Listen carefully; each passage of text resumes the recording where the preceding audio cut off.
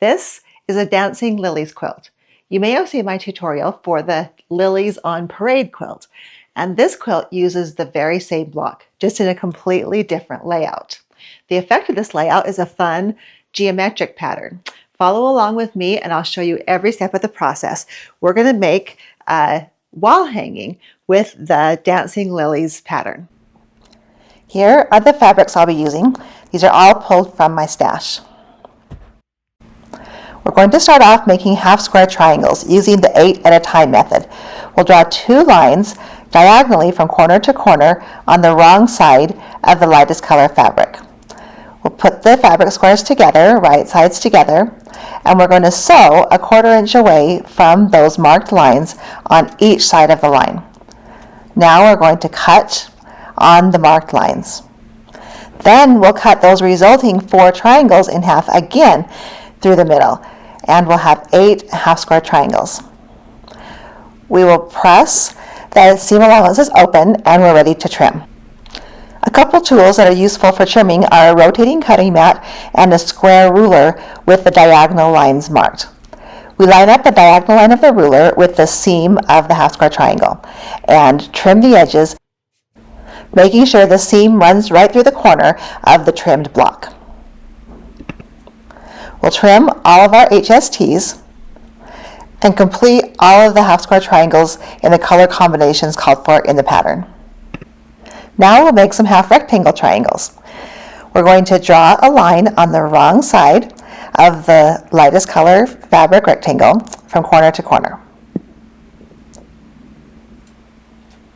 Then we'll place the fabric pieces together, right sides together, lining up the opposing corners.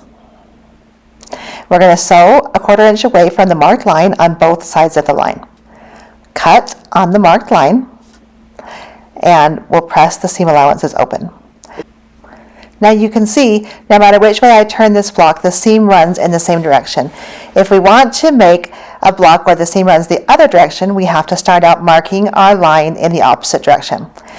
This time I'm marking from bottom left to upper right, and I'm going to follow the same procedure. I'm going to sew on both sides of the marked line, cut on the line, and you can see we have a block with the seam running in the opposite orientation. Now we're ready to trim our half rectangle triangle.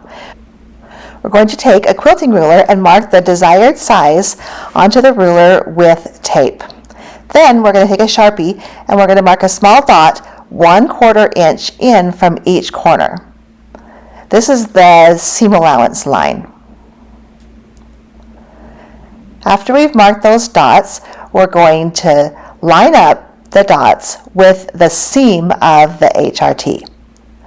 We'll line up the seam right under those dots, and then we'll trim away the right and the top sides of the fabric.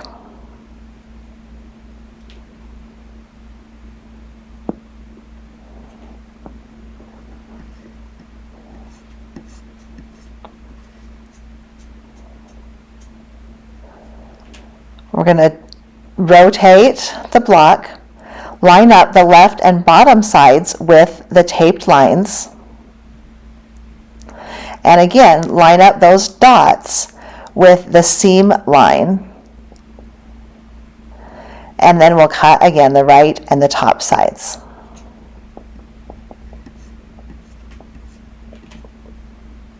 And there's our finished HRT. So if the seam runs in the opposite orientation, we'll do it the same way, but we'll just use the other 2 dots. We'll line those dots up with the seam, and again we'll trim the right and the top. Rotate the fabric and line up the dots with the seam again.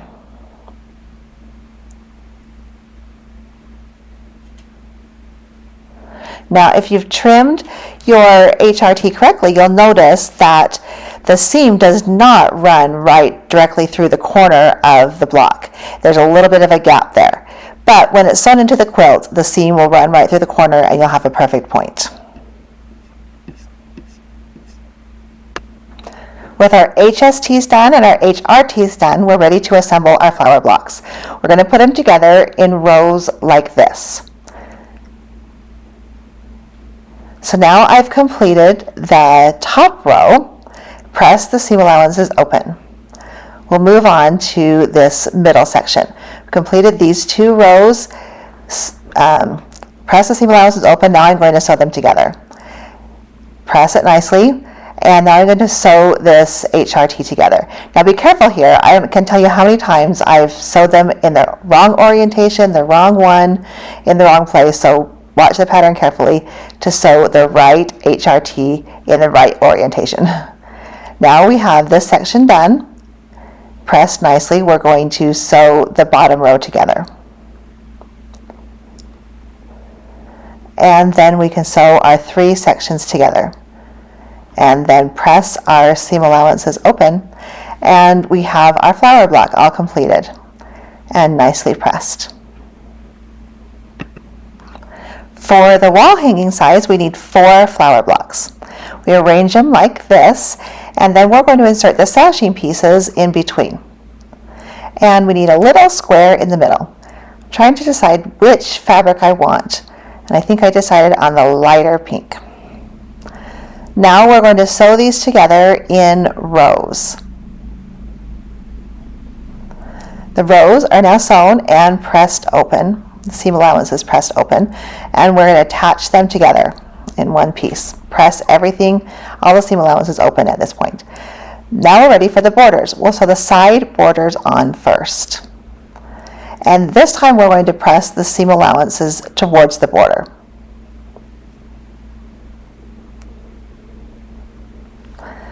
Now we're going to attach the top and the bottom borders.